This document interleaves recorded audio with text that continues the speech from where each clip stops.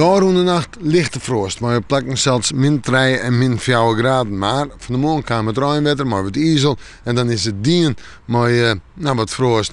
Ja, een mild waartype dit weekend. Joen en vannacht, nog eens even wat lichter rein en protte bewolking. Misschien een enkele opklaring. Temperaturen 1 of 2 graden. En op de eiland 4 graden. En de wind, zwak onmatig, die komt nog altijd uit het noorden en het noordwesten bij. Morgen en daarmee bewolking en daarmee, ja, denk ik toch wel meer droeg waar of heel tal droeg waar misschien wel. En de temperaturen die liggen zomaar bij de 4 graden hin, op de eiland zijn zo'n graden en op een ijs aan noordelijke wind, noord-noordwest en die is zwak of matig.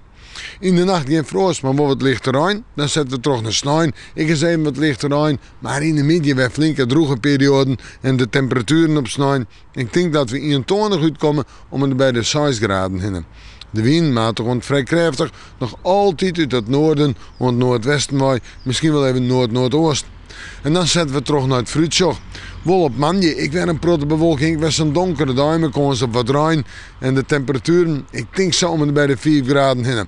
Op deze kan de zinnen weer eens even te vast gekomen, maar nog net heel dat droeg. Ik 4 graden in de nacht, mooi opklarings 0. En dan de baasje, 4 graden nu daar, min 1 in de nacht, dat wil zeggen, lichte frost te plakken, misschien ik wil min 2, min 3. Nou ja, en hoe het er nou uitpakt, we met de morgen, maar weer even in het waasje.